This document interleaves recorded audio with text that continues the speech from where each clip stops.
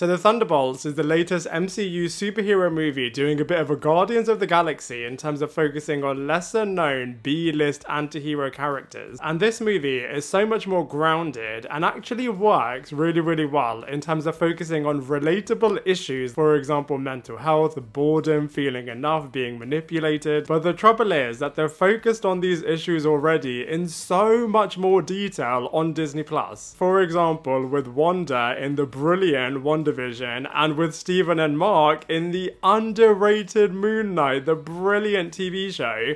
And I just feel like there's so many similarities between what Florence Pugh's Yelena Belova goes through, as well as what Louis Pullman's Bob goes through with these characters. And it's really tricky for them in this movie because they've only got a finite runtime versus on the Disney Plus shows. They've got so much more time and so many more episodes to really flesh out these characters along with their supporting characters as well. And so as a result, even though this movie does feel different to the typical MCU movie, I just feel like they really rush all of these issues because they don't have the time in which to go through them properly. All of that being said though, I guess what does make this project different to WandaVision and Moon Knight is that it focuses on a group of characters, and it is a little bit of a risk because all of these characters, apart from the Black Widow ones, have actually been developed in other people's projects. So bringing this B-list group together, it might not work, but thankfully it does. And because they're all anti-heroes, you don't know whether or not you can trust them, and I love that, as the characters don't know whether or not they can rely on each other.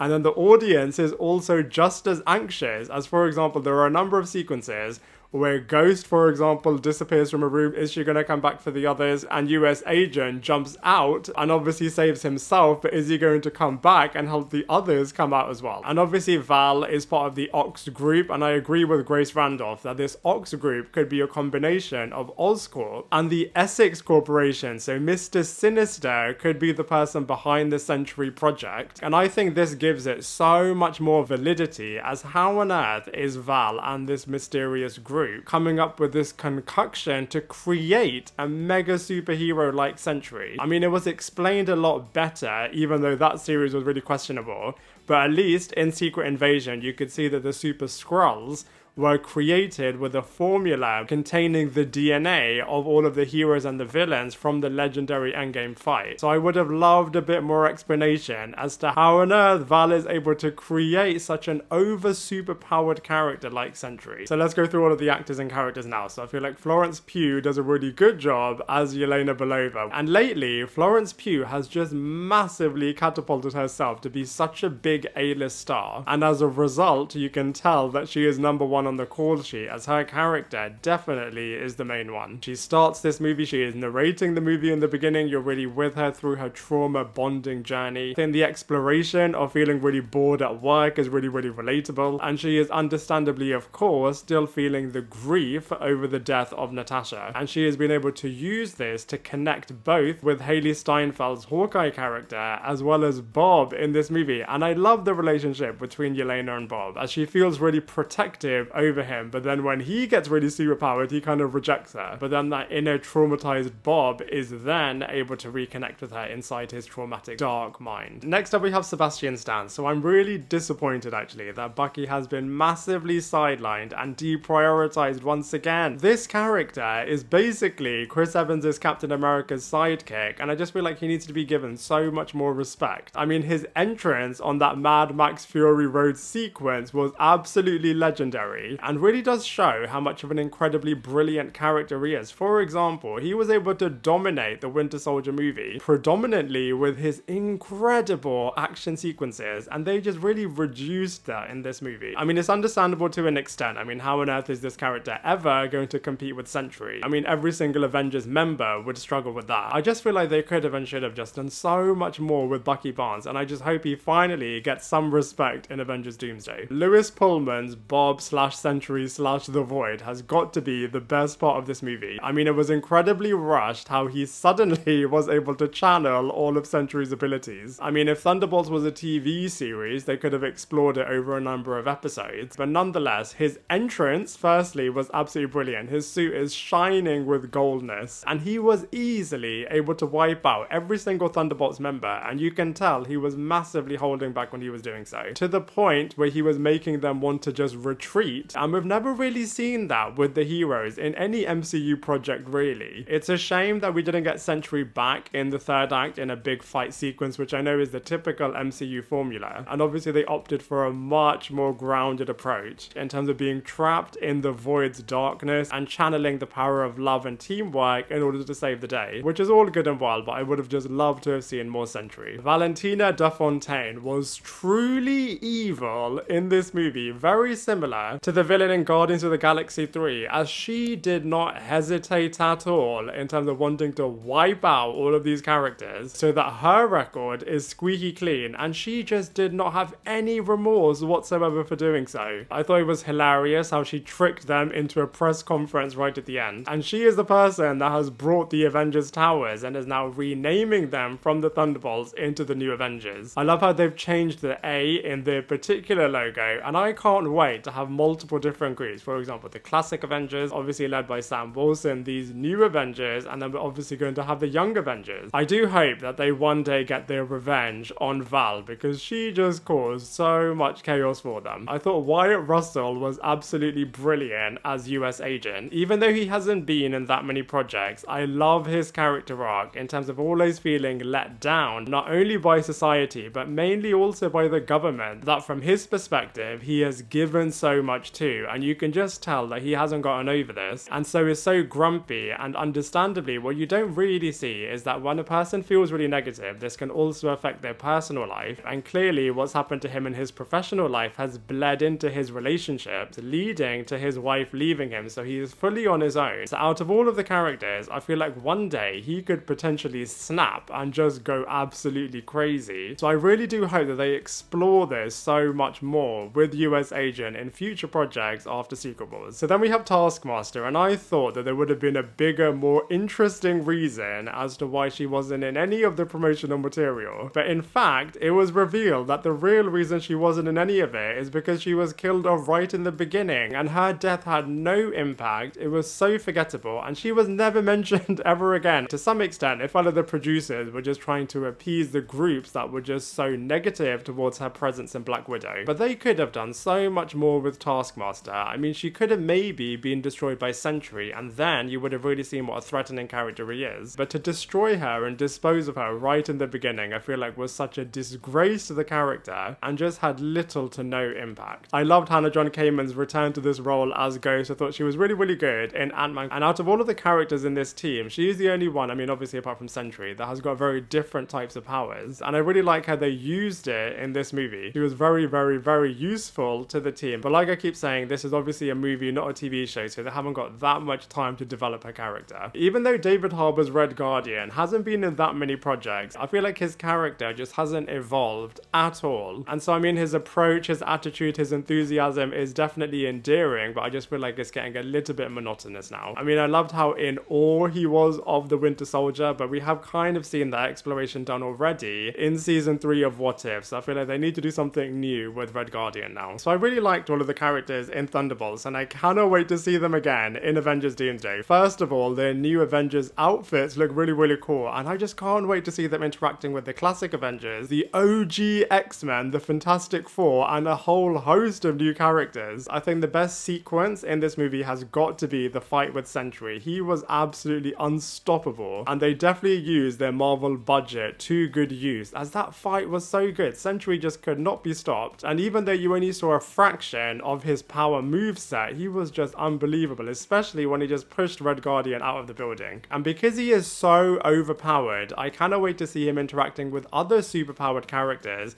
For example, Gaia, Storm, Loki, Wanda. I wonder who is going to win out of all of these characters, and then they are going to be such a big threat against some other villainous characters. I think the post-credit scene was done in a good way in terms of setting up the next project, which is definitely how the post-credit scenes used to work back in the day. But obviously after they introduced so many Disney Plus shows, and every single one, along with the movies in Phase 4 and 5, just had very different post-credit sequences. I wish that they all did ultimately go somewhere, but at least now we're kind of on more of a straightforward path. So overall, I don't think the Thunderbolts is a perfect movie, but I do think it's definitely a great new addition to the MCU, and is definitely improving the brand for the future, and I cannot wait to see what's going to happen next in both Fantastic Four and then of course in Doomsday and Secret Wars. But as far as Thunderbolts is concerned, I do think it's a tiny bit overhyped, and I think it would have worked out a lot better if this was a TV series. And so for all of those reasons, I'm going to give it a solid 6.5 out of 10. Now I'll love to hear from you. What did you think of Thunderbolts? Let me know your thoughts in the comment section below, and I look forward to seeing you in my next video.